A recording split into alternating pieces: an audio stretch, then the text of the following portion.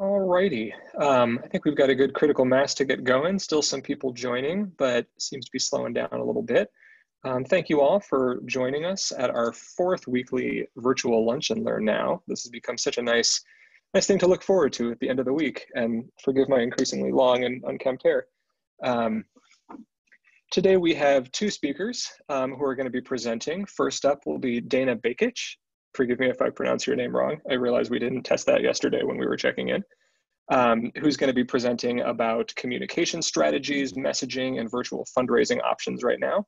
And then our very own President and CEO, Regina Birdsell, is going to be talking about how to engage your board in these times. Dana, if you are ready to go, oh, sorry, Regina, want to give a few words to kick us off before we dive in? Oh, I just wanted to say good morning to everybody. It's amazing what a difference 4 weeks makes, and we're glad that you're here. We know that hundreds of you have joined us every Friday. We're hoping that we're answering the questions that you need answered, and I hope you know that we're here to figure it out with you, and send us your suggestions so that we make sure that we're staying on top of what you need right now. So I will turn it over to Dana. Thank you so much for being part of this today. Of course. Can everybody hear me? No, well, thumbs up. Okay, awesome. So, and I guess it's a quick question for Aaron. If I ask questions in the chat, does everybody have access to the chat to respond? As long as you direct it to everyone in the meeting, that should be good, yeah. Okay, cool. So thank you guys for joining. I'm really happy to be here. I live in Los Angeles, locally in Studio City, and I run a company called Positive Equation. And for the past 3 years, I've been working with primarily nonprofits and also purpose-driven businesses on helping them create really impactful and innovative digital strategies. I myself worked for a nonprofit over 10 years ago with a staff of 4. So I very much understand everything that goes into running a nonprofit and the incredible work that you guys do. I have a little presentation to help guide this. Aaron, let me know when I should be able to share that. Let me see, are you able to right now or no? No, it says host disabled, attendee screen sharing. All right, give it a shot now. You should have the power. There we go. Okay, awesome. So let's go over to here. Okay. Can everybody see that screen? Okay, awesome. I love all the virtual thumbs ups from everyone. Appreciate it. So I always like kind of setting, we're here on a Friday, right? Going to Easter weekend. And I just kind of wanted to set a mindset as we head in today. And there's a lot of stuff going on personally, I'm sure, with everybody. So I really, really love this quote. Simon's been really active on social media, if you're familiar with him, but he says, leadership is not about being in charge. Leadership is taking care of those in your charge. And I think right now we are seeing a lot from different leaders across different organizations. And as consumers and as donors and as supporters and volunteers, it is so crucial that our leaders right now are not only really empathetic and understanding where everybody is, but they're also being present and showing up and being very transparent and honest about this is where we're at. This is what we're dealing with. Every week it's changing, right? Every day it could be changing, but at least they're showing up and saying, this is what's currently happening. So I just really love to kind of set the tone as leaders in our organizations about people are going to remember what you do right now for them as people personally, right? So I think it's just important to kind of touch on that. Really quickly about me, I mentioned I worked for a nonprofit. I used to live in Sarasota, Florida years ago and worked for a local nonprofit there, lived in New York City for about 5 years, and I am praying so much for Manhattan right now and what they're going through. And then I've been here for about 3 years. Last year, I had, in the midst of running Positive Equation, I also had a really random opportunity. I call it my LA moment, where I was a digital producer on American Idol. So if anybody's familiar with that show, it's been on TV for a few years. So that's led to also thinking of really creative ideas. Although you think about it as a big production, the digital team is actually extremely scrappy. So there's a lot of similarities between what I've done with nonprofits and working on American Idol. And then just to kind of set the tone for everybody's dealing with different things. 2 weeks ago, I postponed my wedding. I was supposed to get married literally last Friday. My birthday was on March 17th. So that was a very different St. Patrick's Day. And so I decided to get a puppy. So if he comes running in, I think we're all learning the nuances of Zoom calls and waving to kids and dealing with that. So just remembering that, right, this is like humanity at its core. And being able to like accept people on where they're at. So that's just a little bit about me. So today I was going to kind of touch on quickly, and I want this to turn into more of a Q&A session and questions, is what's going on in content, what's going on in fundraising, and what's going on in social advertising. And again, this is all kind of looking at things in the vein of the past 3 weeks or so to a month. So first and foremost, in content strategy, it's been a lot of what I talked about is empathy. It's really about being relevant right now and pivoting your strategy and the importance of leadership. And a couple examples of this, especially within pivoting and relevancy, is Brave Gowns. They're a nonprofit and they create normally hospital gowns that are adorable for kids who are going through treatments. So they have flipped on a switch their production, instead of creating gowns, to creating these masks for the hospital units. Another pivot is I was working with the Women's Sports Museum, and we were supposed to go through a big peer-to-peer fundraising campaign at the end of April. That for them, because they were fundraising for a preview center, did not seem like an appropriate ask at the current moment, because it wasn't relating, their nonprofit wasn't relating to really helping with where we're at in this moment. So we're saying, okay, how do we rethink the strategy of what we're looking for right now? It's been a really big year in women's sports. There was a lot of momentum. Everything that just happened with Kobe and Vanessa and her daughter and speaking out on the power of women in sports, like there was so much momentum there. And in respect and honoring what's happening, we're saying, how do we then just create a pledge right now to say when things are back and running, how do we just give people the opportunity to support us by submitting their email address, but we're not going to ask for funds right now, right? So it depends on kind of what your nonprofit offers, and your relevancy to the situation, right? And just being really empathetic about that. The other thing I've seen in content is a lot of nonprofits are stepping up and saying, where's my audience right now?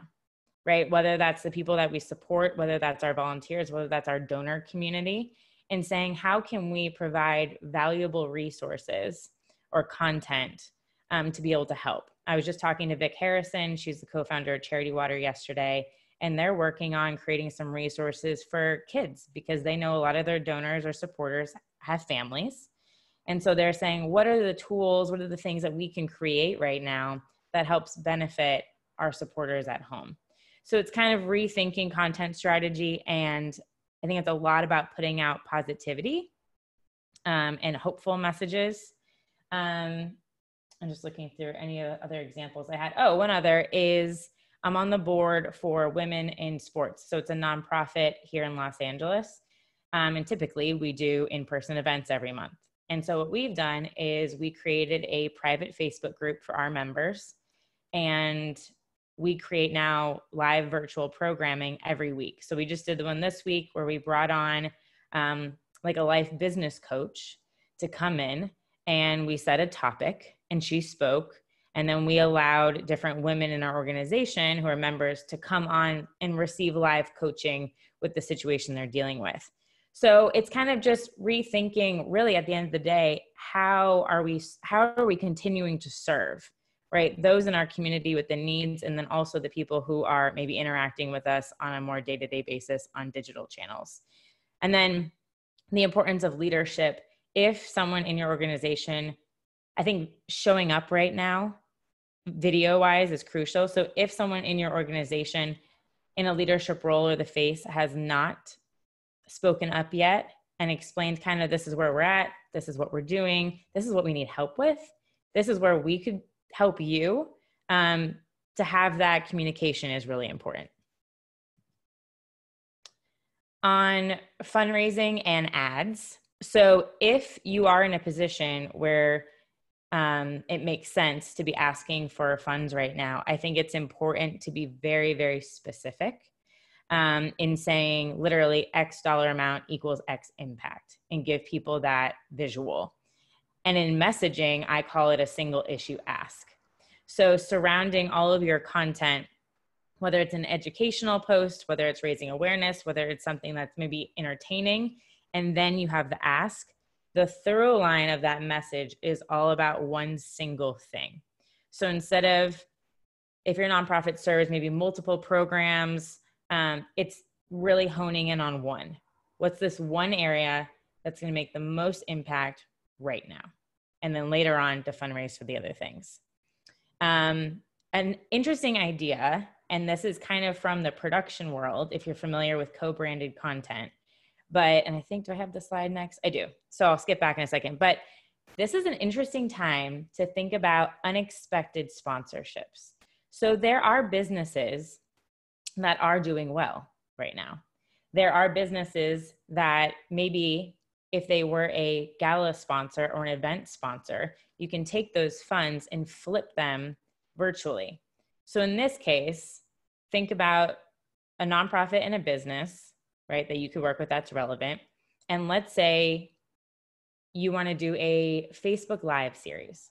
And you say, we're going to do, over the course of a month, we're going to test this out. We're going to do 4 Facebook Lives, 1 a week. And I'll show you a tool that's great for this as a third party. But then they can be branded by putting their logo in the corner. Maybe somebody comes on as an interview from their organization. Maybe there's a video played at the front, or within the copy, it says presented by, so that they're seen as somebody in the community supporting a cause during this time that's helping out. And then you can, these are wrapped in a sponsorship fee. So you can say, based upon how many followers you have or your engagement, that can be all different ranges of amounts. Or if you say also, we're going to put some paid ad spend behind this, then that's part of it too. And you say, we're going to be reaching out to this key target demo that is also like-minded to who you're trying to reach. And we're sending them this positive message that you're associated with. So this could be, I don't know, a $1,500 to $10,000 or more engagement, dependent upon the length of the content, what you're creating. But I guess I'm just sharing this as a nugget for a brainstorm in your organization to see live content is performing super well right now. Is there a way that you can do this with the lives? Or if you have content that's in the archives, right, pull it out of the vault and you can say, we'll change it a little bit. We have an editor we can edit and we can still toss your logo on there. And that way it's an on-demand content series that you're going to release, but they're associated with it now. So it's rethinking how to still make a new revenue stream from digital channels, if that makes sense. Is everybody still with me? Okay, great.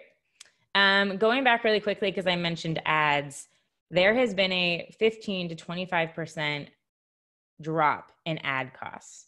So your money is going much further because there's a lot of businesses that are no longer paying those super high price points that knock everybody else out. So I've been running a lot of ads for clients right now, and I've seen tremendous success on video views, on link clicks. Everything is way, way, way down. So what $1,000 might have gotten you, or $100 might have gotten you before, you're seeing like 25% more usually. So now is a really good time if you were thinking about testing the waters on ads and getting viewership up on your content. Now is a really good time to test that out. And you can do it with a really small budget. You can start with $10, $20, see how it plays, and then always increase from there. So these are some tools and resources that I just wanted to share with you. And I'm going to put links to all of these right now in the chat. Okay, I'll do them as soon as I talk through them. StreamYard is the platform that is amazing to use for Facebook Lives, and you can broadcast on multiple distribution channels. So you could be streaming live on Facebook, Twitter, YouTube, all at the same time. StreamYard, this is where you can have 2 people up for an interview conversation. You can have up to 10 people, technically. You can add in the logos. You can do branded lower thirds. It allows you to produce a Facebook Live in just a little bit more enhanced way. And it's like $15, $20 a month. So it's a low cost service. And it's only like per month. You don't have to sign on for a year or anything. People Map, I like to offer. It's also, I think, $20 a month if you're going to do anything with micro influencers. It's an amazing platform for you to search on Instagram and see what their engagement's like, their following, and track campaigns really easily and seamlessly. Rev.com, if you are publishing any video content right now, and this is now and forever, or at least in the short term, you need to make sure that you have captions. So the text that goes across. Over like 85% of digital content is viewed with no sound on. So if there's any dialogue in your content, you want to make sure that you have what's called an SRT file. So Rev.com, it's $1.25 per minute to capture the copy and be able to upload that to your video. Canva, I'm sure a lot of you are familiar with. There's a free version, and there's also a specific nonprofit plan to create graphics. For those of you that are struggling maybe with creating new content, or if you're running out of things to repurpose, Unsplash has free imagery, free beautiful imagery from photographers all over the world that you can use. Has anybody had to cancel an event? I'm sure that might be familiar. So 32 auctions there's a free model, and then there's some paid options for a virtual silent auction to get some fundraising going on your site. And then I also like to recommend CoinUp. They are an app, but also now web-based model where if you are a nonprofit on their platform, people can sign up to round up donations from purchases. So kind of, if you're familiar with Acorns does the same thing where every purchase, it invests your money into the stock market. This is even better because it's for nonprofits. So somebody can go on, sign up for CoinUp and say, I want to support, I'm just making this up, but Children's Miracle Network. And every time I make a purchase right now, mostly online or even at the grocery store, it'll round up my dollar to a donation automatically. So it's a low cost, easy way for people to give to you consistently, unless they turn it off. So I'll share a link to all of these resources. And then I just have a Facebook group that's nonprofit social media marketers, where I invite people to come to collaborate, to brainstorm ideas, to troubleshoot things, to share successes and challenges. I know I went through everything really quickly, but I'm trying to allow some time for some questions. And that's it. I feel like I talked really fast, guys. I'm sorry. No, that was great. Thank you so much. And those tools are very helpful too. I'm sure those will be great. Please leave your questions for Dana in the chat right now. We've got a few minutes to go over and answer messaging and fundraising related questions. To kick things off, I have a question as somebody who works in marketing at a nonprofit. Advice on switching events from physical to virtual. It's something that we're in the process of doing now. I know a lot of other organizations are doing. Curious, just some high-level thoughts on what we should be thinking about in that transition. Yeah, I think it depends on how you want to frame your event, whether it's you're still having some sort of ticket price for entry, or if it's kind of a free-for-all open, like I know there's a really big concert Lady Gaga's putting on, right, where they're going to be streaming this whole concert series, and they're just going to have like a donate button if you're doing something more casual like that, or if you want it to be more closed off. I think integrating things like 32 auctions, or I love the idea of, if you have a group, you can make it really simple. If you have a Facebook group, and by somebody paying a very small admission, right, they get invited to the group. So you have this closed off community that you can go live in, and you're interacting together, is a fun way and really easy way to do it, and using a social media tool for that. That makes sense. Other questions for Dana? I'm not seeing anything else showing up in the chat right now. Give it a few, want to make sure everybody's got time to ask, but If not, we'll move on to talk about board engagement. Going once, going twice. Can always circle back on the other end too for more questions. Thank you, guys. All right. Thank you, Winter. Awesome. Thank you so much, Dana. With that, we're going to switch gears and we'll get Regina going here. And Regina will be presenting on board engagement. And I've got a slide for her that I'm going to bring up now. All right, well, thanks, Aaron. And you know, Dana, it's great that you spoke quickly because we know that everyone is really busy right now, and you made it really easy for people to see resources that they should go check out. So thank you very much for that. I think it's certainly not a one-size-fits-all moment, and there are a lot of resources there that you provided and some thinking I'm sure people are going to do to follow up on that. So thank you. One of the other issues that we know people have been asking me about is how do I deal with my board during this time? And, you know, we have a board too, and I understand that it's a tricky time.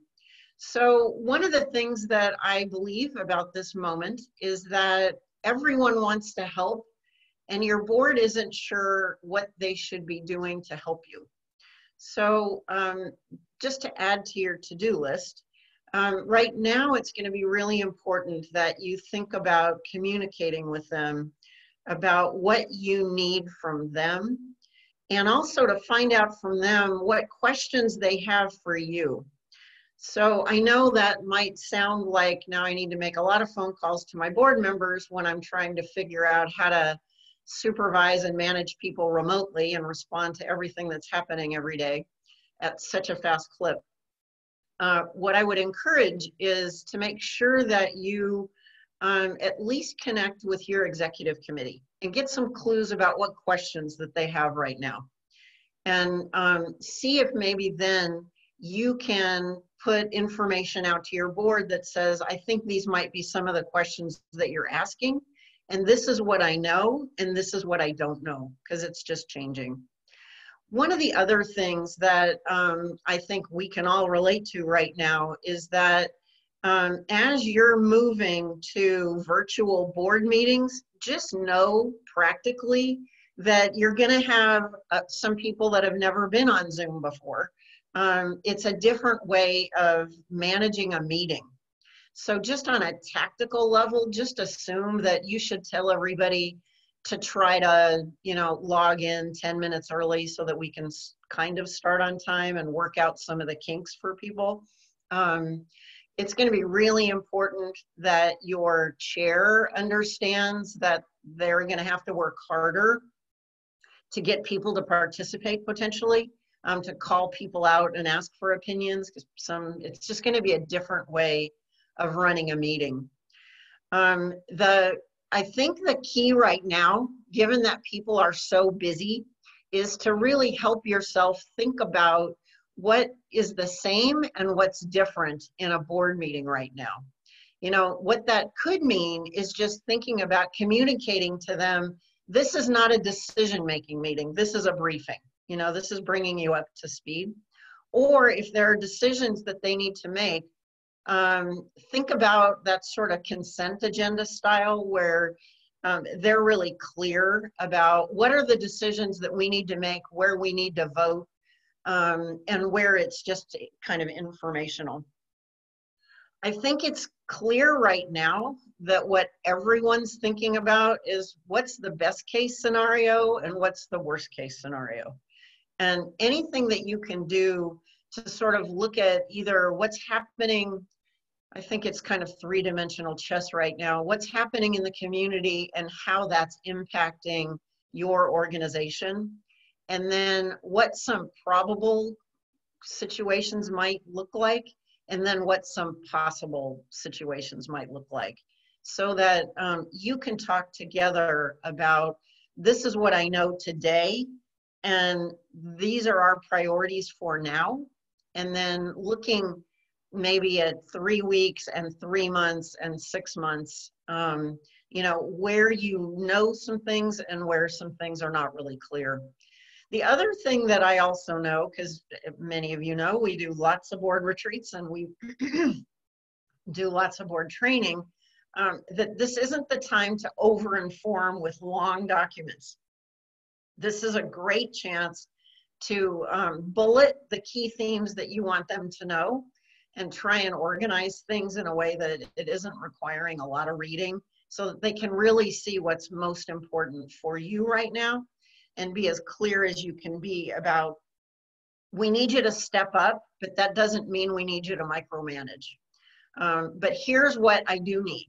So anything that you can do that will help them get creative about helping you right now, I would lean in on your board and your board chair to say, I really need you as allies and thought partners. I don't need you to micromanage my staff, unless you do, unless you want their hands really getting more involved. But typically right now, what we need is you and your board chair to be on the same page. And then wherever possible, have your board chair communicate with your board as a peer about, this is what RED says that he, she needs right now. So that you all get on the same page about where you're going to be communicating, how you're going to be communicating, and where they can be looking for regular updates from you. I think that the other thing that is clear is that there's no one way to do this right now. You know, in some cases, it might mean that you want to do check-in calls. You might want to just communicate, you know, via email. You might want to set up monthly meetings. I would say make them shorter, not longer. You know, make some decisions about what works best for you. But just understand that a virtual meeting is different than an in-person meeting. You can't read the same kind of cues from people. So you're gonna have to work harder to really kind of navigate expectations around what you're going to be able to accomplish, especially if it's hard conversations and choices that we know people are going to be making in the next few months.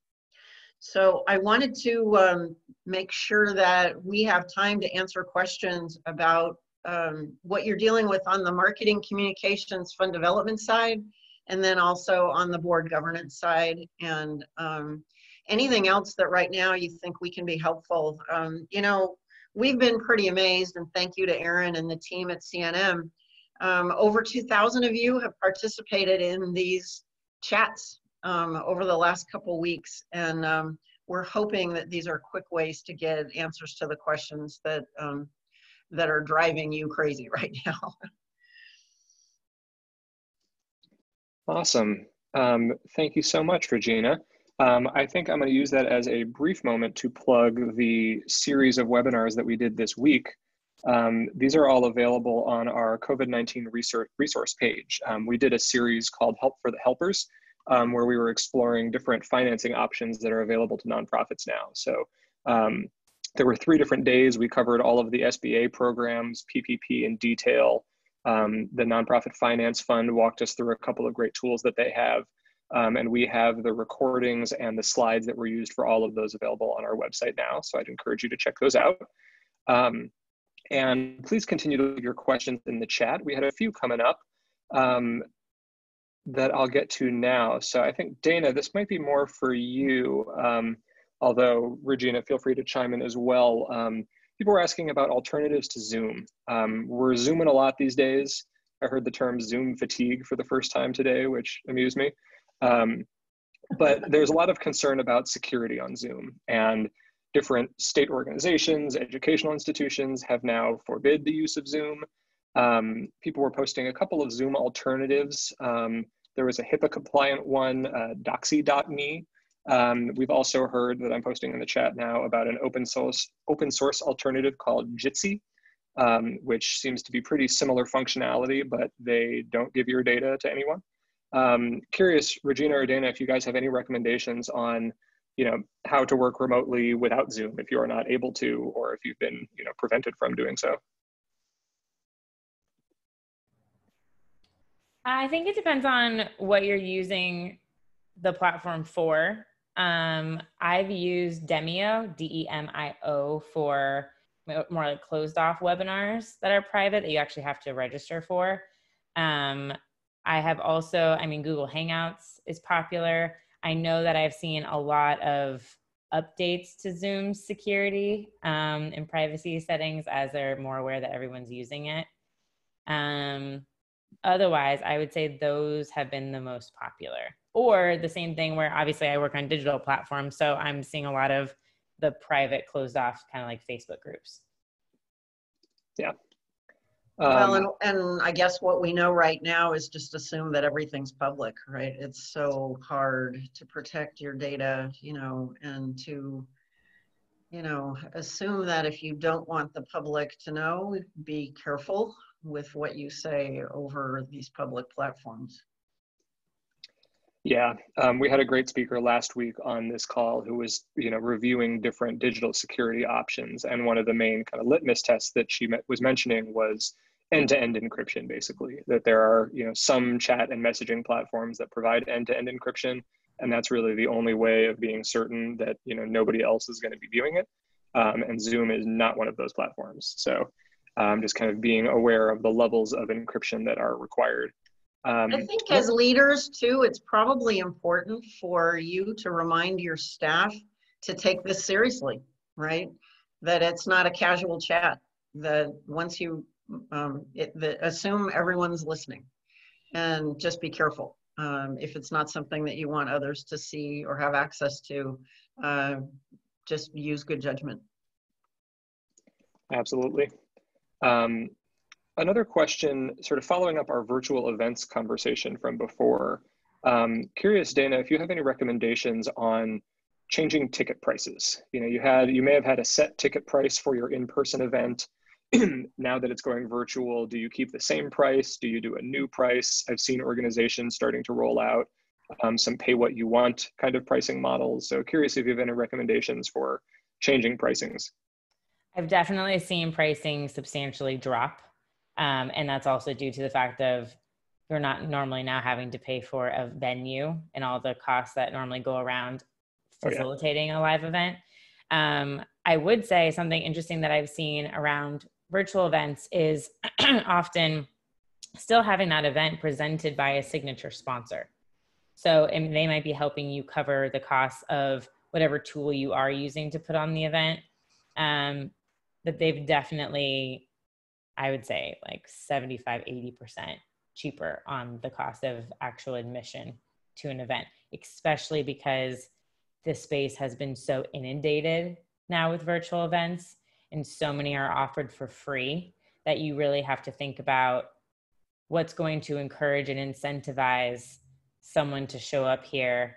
And it always goes back to what does the audience need? Everyone does want to help, but what do they need right now? I had a friend of mine who owns a business and she set up dance parties on Friday nights with her industry and invited people. And I don't know if they're going to start to charge for that because they do hire a DJ and he plays virtually, but they have hundreds of people. She sends it out on her email list and they all join because everyone just needs some fun and being brought together. So I think it's being really creative. It brings me back to like when I did dance marathons in college, but like, how can you flip things in a way that still makes it really fun and like really thinking about the needs of the people who would normally purchase that ticket price? What are they going through right now? And how can you create something where they're like, oh yes, like this feels great. I'm so happy to support this.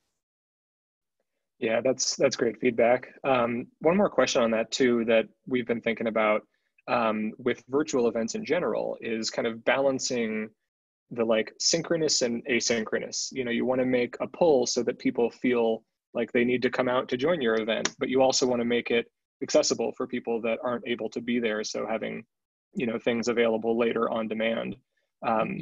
Curious if you can speak a little bit to like trying to walk that line between, getting people to engage virtually, but also knowing that they're going to have to kind of, meet on their time and not necessarily on your schedule.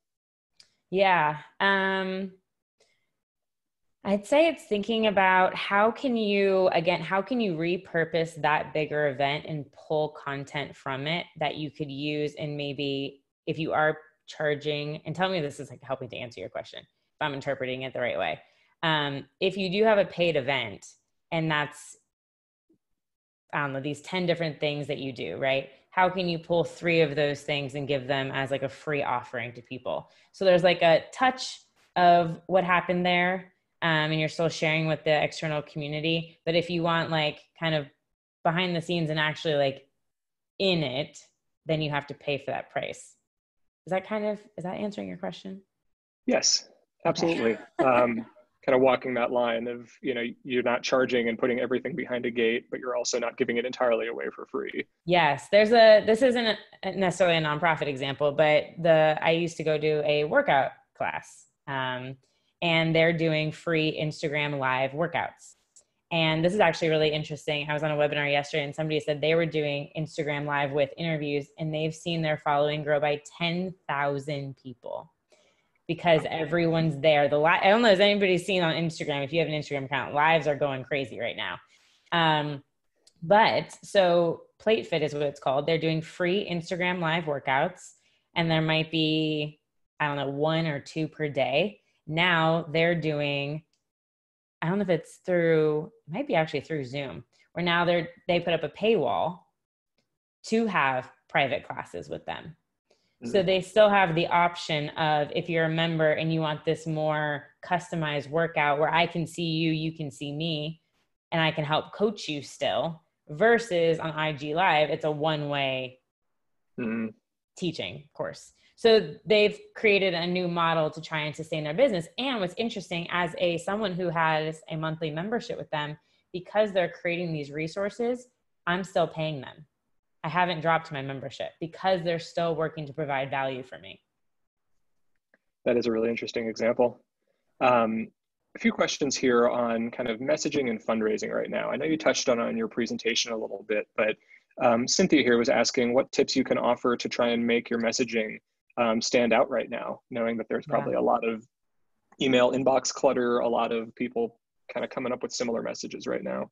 Absolutely. And I would say this goes back to being as authentic as you can be.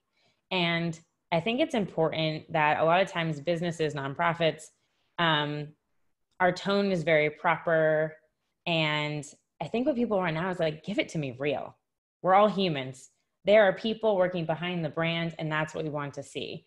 I was working with some nonprofits. Right now, the census is going on. And in California, 10 years ago, there was a really big miscount on people not filling out the forms.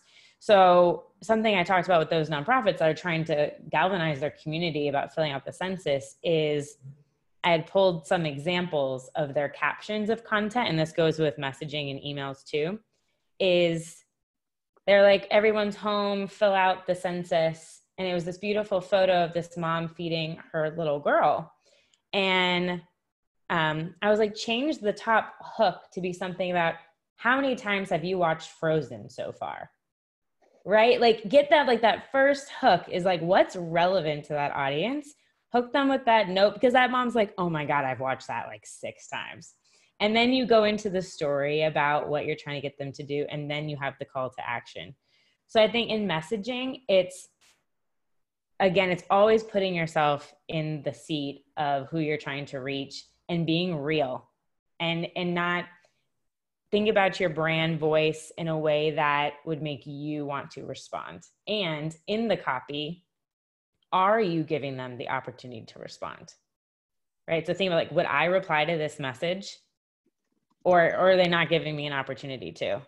So that's what I'd say about that. And email cluttering, being very succinct and catchy with your subject lines and maybe doing some A/B testing there. I saw a question. I noticed you have a mic. Oh yeah, this is a Yeti mic. This thing's the best. Hopefully I sound very clear. I think they're actually probably now very hard to find because everyone's been buying webcams and microphones. But YETI, like Yeti, blue Yeti microphones is what this is. And then on another note, I'll send this out to everyone. This is not a nonprofit, but this is a video that Guinness did on St. Patrick's Day. And I think it was so well done. Again, it was repurposed content, all of this stuff they had shot before. And they basically were saying, which I love this for nonprofits too, is they signed a 9,000 year lease in Ireland. So they're saying, we're not going anywhere. We're here for you. And then in their video at the time, they were donating $500,000 to local pubs that normally purchase their product. And they've increased that to $1 million. So such a beautiful way to showcase, like, yes, we're not doing the normal thing right now, but we're still going to be here for you on the other side. So thinking about, like, how can you put your kind of twist on that? Yeah, that's a great example. Here's a question that might be more towards Regina on the board side, but touches a little bit on messaging. Jolene in the chat mentioned that one of their board members told their CEO that it's insensitive to fundraise right now, yet 70% of their revenue abruptly halted with all the closures. How do you respond to a statement like that from a board member?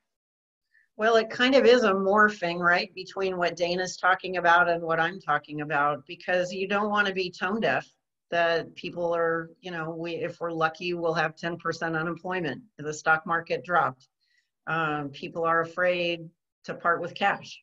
So, but if you can talk about the fight that continues regardless, just put it in that context, right? I'm seeing some really passionate, fun development going on right now, but it's tied to what's happening in our community and why they need the support now. I think if it looks like you're not paying attention, I think it will do more harm than good. So I kind of agree with that board member that says, let's not be insensitive.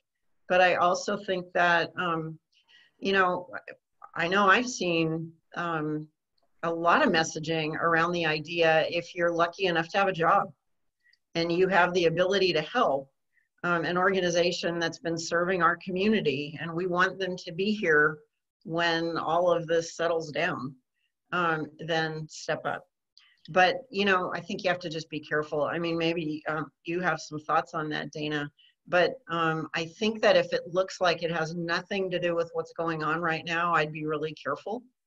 And if you can think about what people are thinking about that relates to your mission, and that be absolutely clear about the difference you're trying to make right now, I think there's an opportunity there. But I was just talking to a group this morning, the challenge is not to be tone deaf, right? To put it in the context of within the environment that we're all facing right now, what's the message that you want to convey? And also, I would say it's also an opportunity to mobilize your board that says, in sort of fundamentals, board governance 101, they're supposed to be an advocate for you and your cause. So it's a really great opportunity to talk to the board about how, if they're not feeling comfortable, what's making that uncomfortable, and where people might be in May, and how you want to be ready for that, Yeah, the only thing I would add to that is maybe it's not the time for a public fundraising ask, but if there are people that are more, maybe some of the bigger donors that are more silent and they're still doing okay, where it's having a direct phone call conversation with them instead of anything that's out in the public. And having, maybe it's from the CEO just expressing, hey, I just wanted to give you guys a call with an update. These are the things that we're looking to we're struggling with for funding wise. If you would feel, and just having that a very transparent, honest conversation with no pressure, but instead of a public ask, making it very specific and private. Yeah.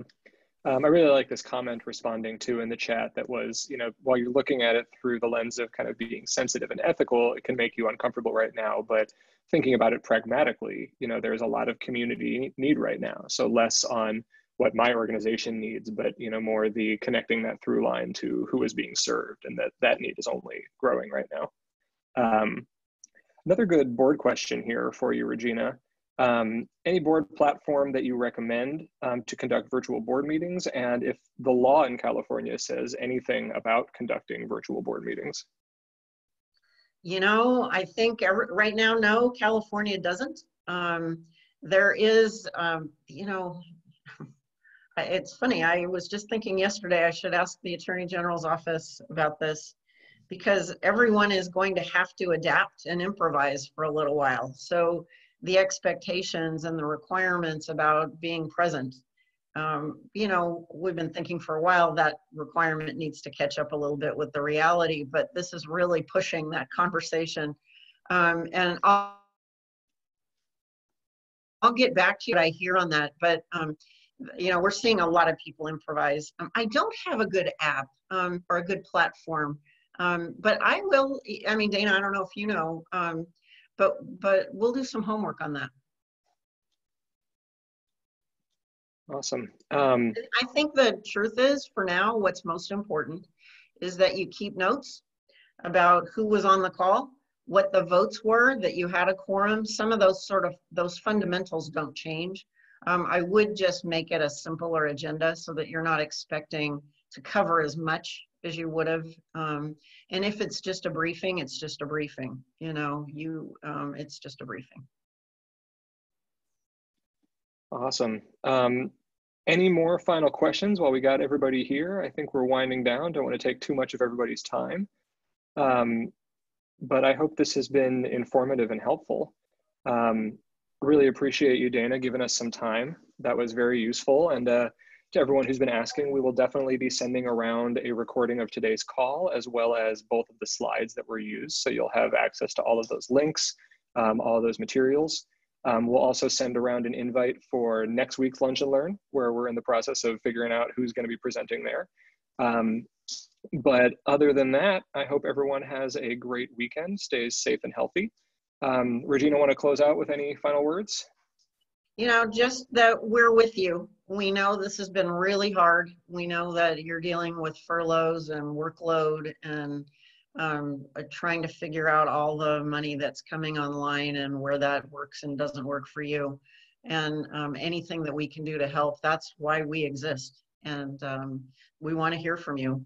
There are, you guys should know, office hours that are available. You just go to our site and sign up. We have our team of consultants available to talk through what's on your mind and see if they might have a tool that you can use. We're very blessed that the Rose Hills Foundation made that possible. And we will be creating some opportunities for you to get some technical assistance in the next week, 2 weeks, to help think about some of the revenue that's coming down from the federal, state, and local governments, because we know that application process is really confusing and not for everybody. So we'll keep you posted. I think next week we'll also be talking about a webinar probably around what some of that public money looks like. It's oversubscribed, you should know that, and there are some, as you may have heard, fraudulent players out there. So be sure to check the SBA website. They list who the legitimate partners are. So if the deal sounds too good to be true, or if somebody tells you that they can help you work through it and it's not someone like us, the deal's too good to be true. So Dana, just wanted to say thanks for the great information. That was a fun way to spend our lunch hour. And thanks to all of you. Hope you have a good weekend. Get some rest. Don't watch too much news. And we'll see you next week. Awesome. Thank you so much. Have a good weekend, everybody. Thank you, Erin.